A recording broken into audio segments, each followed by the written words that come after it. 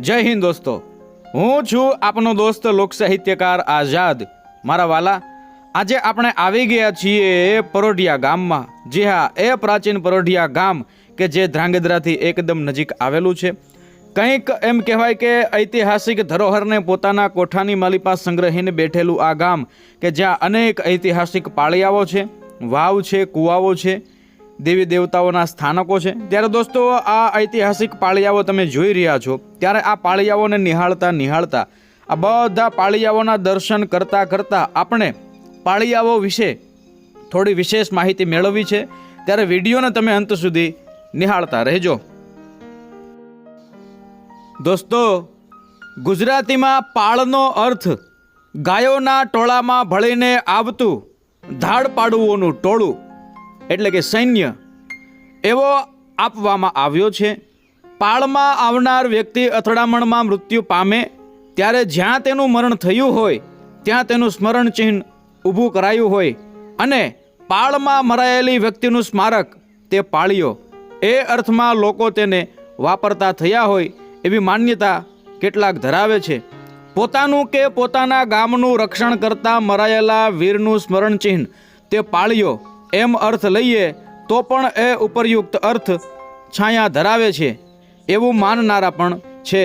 શબ્દકોશ અનુસાર પાળિયો પાલી પ્રશંસા કે ચિહ્ન અર્થ પરથી આવેલો છે અને સ્મારક તરીકે એમ કહેવાય કે ઊભો કરેલો પથ્થર ખાંભી અર્થ ધરાવે છે. દોસ્તો, સમય જતાં આ પાળિયો શબ્દ પાલી ઉ, પાલી અ, પાલ એ, પાવળીઓ, પારીઓ એમ વિભિન્ન સ્વરૂપે કચ્છના એક ખૂણાથી બીજા ખૂણા સુધી વપરાતો થઈ ગયો. એટલું જ નહીં, પુષ્કલક જેવા સંસ્કૃત નામ તરીકે પણ એનો ઉપયોગ થયેલો જોવા મળે છે. દોસ્તો, ખાંભી અને પાળીઓ એક જ વસ્તુ સૂચવવા માટે આટલા બધા પર્યાયો મળે છે એ જોતાં પણ ભાષાકીય દ્રષ્ટિએ પાળીઓ અંગે વિચારી શકાય. ઉદાહરણ તરીકે ખાંભી અને પાળીઓ એક જ વસ્તુને સૂચવતા આ બંને શબ્દો લૌકિક માન્યતા અનુસાર અર્થની વિભિન્નતા ધરાવે છે. એ બંને મૃતકના સ્મરણચિહ્ન અર્થમાં પ્રયુક્ત થાય છે એ ખરું. આમ છતાં પણ કેટલીક વખત પાળીઓ અને ખાંભી ક્યારેક એકબીજાના પર્યાય તરીકે વપરાય છે તો ક્યારેક જુદો જુદો અર્થ ધરાવતા જણાય છે. એક માન્યતા પ્રમાણે અણઘડ પથ્થર એ ખાંભી અને કોતરેલો હોય તે પાળીઓ. આ માન્યતાના સમર્થનમાં કેટલાક ઉદાહરણો પણ આપવામાં આવે છે. આમ છતાં એનાથી સંપૂર્ણ સંતોષ થતો નથી. કોતરેલા હોય એટલે કે માનવ કે પ્રાણીની પ્રતિમા કોતરી કાઢવામાં આવી હોય તો પણ કેટલાક એને ખાંભી કે ખાંભા તરીકે ઓળખતા હોય છે. અને બીજી માન્યતા પ્રમાણે મરનાર વ્યક્તિનું જે સ્થળે મૃત્યુ થયું હોય ત્યાં એની ખાંભી ખોડવામાં આવે છે અને જ્યાં વિધિપૂર્વક બેસાડવામાં આવે ત્યાં એનો પાળિયો કરવામાં આવે છે. આવા પાળિયા ક્યાંક ગામને ગોંદરે, જળાશયના કિનારે, મહાદેવની દેરીએ કે એવા જ કોઈ સ્થળે મૂકવામાં આવ્યા હોય છે. કેટલાકની માન્યતા એ છે કે ખાંભીમાં માત્ર મૃતકની પ્રતિમા ઉપરાંત મૃતક વિશેની હકીકતનો ઉલ્લેખ પણ કરવામાં આવે છે. દોસ્તો, આ બંને માન્યતાના સમર્થનમાં જુદા જુદા સ્થળના પાળિયાઓના ઉદાહરણ આપવામાં આવે છે. તે પરથી એમ લાગે છે કે ખાંભીમાં કોઈ પ્રકારના ભાસ્કર્ય હોતું નથી.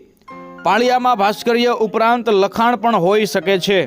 સ્થળ અને સમય અનુસાર લખાણની પંક્તિઓ કે એમાં દર્શાવવામાં આવતી વિગતો ઓછી વધતી હોઈ શકે છે.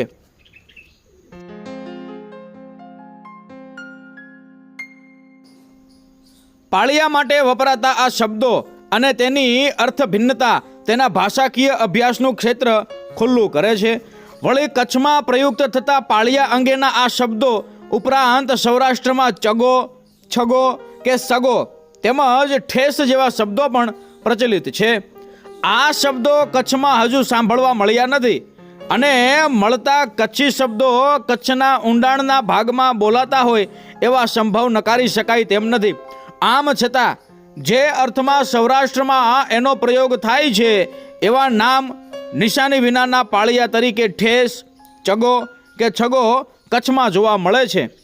દોસ્તો, વિશિષ્ટ સ્મરણ ચિહ્ન એટલે કે ઓટો પાળિયા કે ખાંભી ઊભી કર્યા પછી મૃતકની સ્મૃતિ સાચવવાનો પ્રયત્ન પણ થયેલો જોવા મળે છે.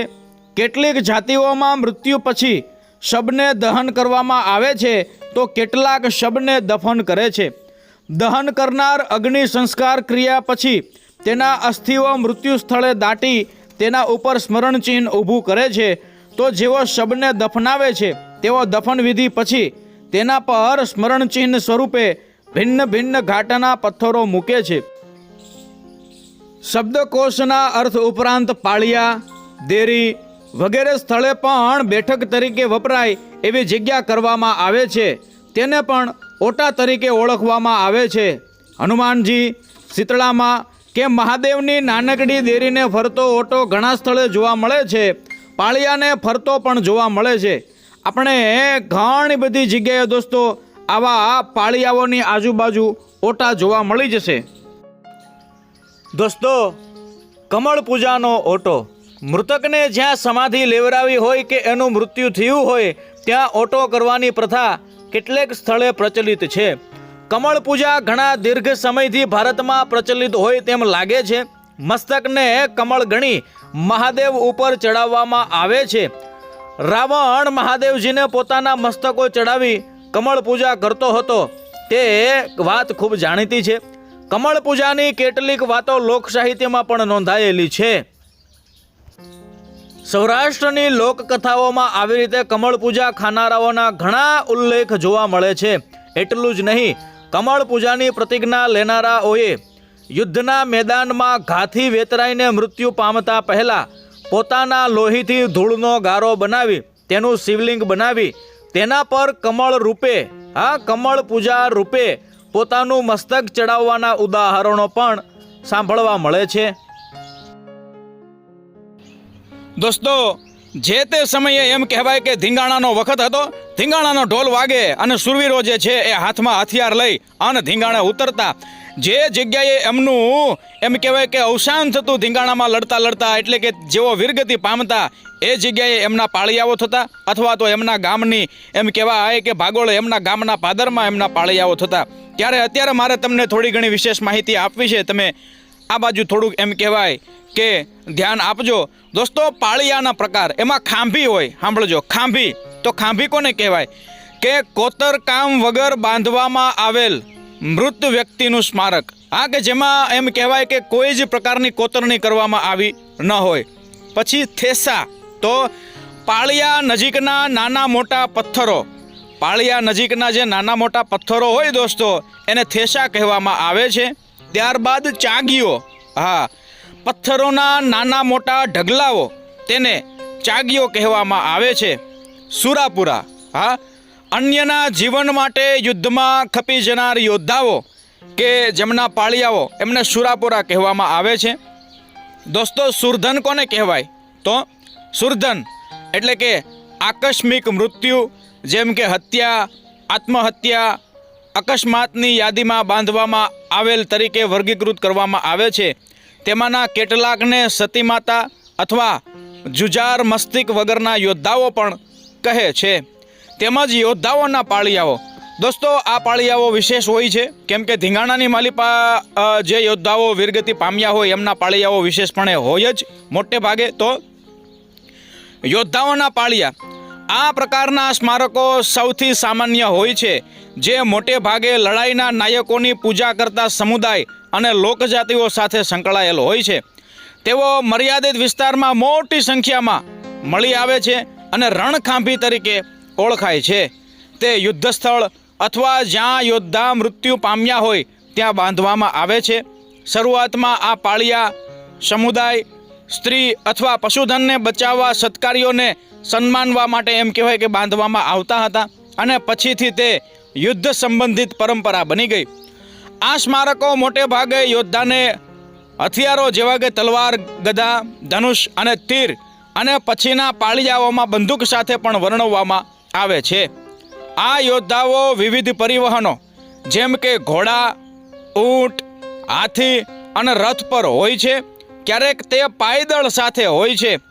કેટલીક વખત રાજકીય ચિહ્નો લઈ જતા અથવા યુદ્ધમાં નગારા વગાડતા લોકોના પાળિયા પણ દર્શાવવામાં આવે છે. આ સ્મારકોના ઉદાહરણ તરીકે ભૂચરમોરીના પાળિયા અને સોમનાથ મંદિર નજીકના હમીરજી ગોહિલ અને અન્યના પાળિયાઓ છે. દોસ્તો, હવે હું જે કહેવા માગું છું એ સતીના પાળિયા, હા, સતી માતાના સ્મારકો. આ સ્મારકો મોટે ભાગે રાજવી પરિવારો સાથે સંકળાયેલા હોય છે, જે સતી થઈ હોય અથવા જોહર કરીને મૃત્યુ પામી હોય તેવી સ્ત્રીઓને સમર્પિત હોય છે. તે લોકસાહિત્ય સાથે પણ સંબંધિત હોઈ શકે છે અને તેમની દેવી તરીકે પૂજા થાય છે. આ સ્મારકો મોટે ભાગે જમણી બાજુ 45 કે 90 અંશના ખૂણે વળેલો આશીર્વાદ આપતો જમણો હાથ દર્શાવે છે. ક્યારેક આ પાળિયા પર હાથ અને અન્ય પ્રતીકો જેમ કે મોર અને કમળ પણ હોય છે. કેટલાક પાળિયામાં આશીર્વાદ આપતી અથવા નમસ્કાર મુદ્રામાં ઊભેલ સંપૂર્ણ સ્ત્રીની આકૃતિ હોય છે. કેટલાક સ્મારકોમાં એક હાથમાં કમંડળ અને બીજા હાથમાં જાપમાળા હોય એવા સ્ત્રીના આકારો હોય છે. કેટલાક સ્મારકોમાં જ્વાળાઓમાં દાખલ થતી સ્ત્રી અને પોતાના પતિના શરીરને ખોળામાં લઈ બેઠેલી હોય તેવી સતી પ્રથા દર્શાવતી આકૃતિઓ પણ દર્શાવવામાં આવે છે. આ સ્મારકોના ઉદાહરણમાં ભૂચર મોરીના સૂરજકુંવરબાના પાળિયાનો સમાવેશ થાય છે. આ પ્રકારના પાળિયા પાકિસ્તાનના સિંધ પ્રદેશ અને ભારતના રાજસ્થાન રાજ્યમાં પણ જોવા મળે છે. દોસ્તો, ખલાસીઓના પાળિયા, હા, ખલાસીઓના પાળિયા કે ગુજરાત લાંબો દરિયાઈ ઇતિહાસ ધરાવે છે. આ સ્મારકો તેમની સમુદ્ર સફર દરમિયાન મૃત્યુ પામેલા હોય તેવા ખલાસીઓની યાદ અપાવે છે. તેમના સ્મારકો પર ક્યારેક જહાજ પણ દર્શાવવામાં આવે છે. દોસ્તો, લોકસાહિત્યના પાળિયાઓ, હા, અનેક સ્મારકો લોકસાહિત્ય સાથે સંકળાયેલ ધાર્મિક સંતો ભક્તો, પ્રેમ કથાઓ, બલિદાન, મિત્રતા, વિરોધ વગેરે માટે પણ કરેલો દેહત્યાગ દર્શાવે છે. આ સ્મારકનું ઉદાહરણ ભાણવડ નજીક ભૂતવડ પર આવેલો વીર માંગડાવાળાનો પાળિયો છે. પ્રાણીઓના પાળિયા, પ્રાણીઓ જેવા કે અશ્વ, શ્વાન અને ઊંટ દર્શાવતા પાળિયાઓ પણ બાંધવામાં આવે છે. દોસ્તો, આગળ છે ક્ષેત્રપાળના પાળિયાઓ, જેને હાદી ભાષામાં આપણે ખેતરપાળ પણ કહેતા હોઈએ છીએ ઘણા બધા. તો ક્ષેત્રપાળના પાળિયાઓ, આ પાળિયાઓ એટલે કે ક્ષેત્રનું રક્ષણ કરતા એવા આ પાળિયાઓને સમર્પિત હોય છે. જે જમીનના દેવ છે તે સ્મારક નથી, પરંતુ લગભગ સરખો અહોભાવ ધરાવે છે. તેમને સામાન્ય રીતે ખેતરની નજીક અથવા ગામની બહાર મૂકવામાં આવે છે. કેટલીક કોમમાં પૂર્વજોની પૂજા ક્ષેત્રપાળ તરીકે થાય છે. તે જમીન અને પાકનું રક્ષણ કરે છે તેમ પણ માનવામાં આવે છે. આ પાળિયા પર સાપ અથવા કેટલીક વખત માત્ર આંખો રક્ષણના પ્રતીક તરીકે દર્શાવવામાં આવે છે. રંજાડેલાનો હું રખેવાળ હતો, રખેવાળો એ રંજાડ્યો છે મને. નામચીન એક હતો, આ નામચીન એક સમયે હતો, હવે નામ શેષ કર્યો છે મને. બિસ્માર છું બળવાનમાંથી. દોસ્તો, એક સમયે પોતાના જીવની ચિંતા કર્યા વગર જે વ્યક્તિએ રંજાડેલી ગાયો, અબડાની આબરૂ તથા ધરતીની રક્ષા કરવા ખાતર નિષ્ઠાપૂર્વક પોતાના પ્રાણની આહુતિ આપેલી હતી એવા મહાન રખેવાળ યોદ્ધાઓની ખાંભીઓની કેવી દશા છે. આપણે એમ કહેવાય કે આજે એમની સાર સંભાળ રાખવી ખૂબ જ જરૂરી છે. હા, રખેવાળોનું ઇતિહાસમાં અમર નામ છે. એક સમયે તેમની પૂજા કરવામાં આવતી હતી. આજુબાજુના વિસ્તારમાં તેમના તથા તેમના પૂર્વજનું માન હતું. આજે ઘણી બધી જગ્યાએ તેમની ખાંભીઓ ઉખેડી ફગાવી દેવામાં આવી છે. ચપટી સિંદૂરની પણ એમ કહેવાય કે એમને ચપટી સિંદૂર પણ એમને ઘણી વખત નસીબ નથી હોતું. આવા મહાન પ્રતાપી પૂર્વજોના પાળિયાઓને આપણે પાષાણ સમજી બેઠા છીએ. દોસ્તો, એમના ઇતિહાસની આપણને ખબર નથી. અરે, જેમનો એમ કહેવાય કે આ પોતાના પ્રાણ આપી દેવાની એમની તૈયારી હતી, ધીંગાણે કામ આવ્યા, એમના પાળિયાઓને આપણે વિશેષપણે ઇતિહાસ ન જાણતા હોય તો એમ કહેવાય કે કોઈ વાંધો નહીં, પરંતુ એ જગ્યાએ આપણે મસ્તક તો ચોક્કસ ને ચોક્કસ નમાવવું જોઈએ. દોસ્તો,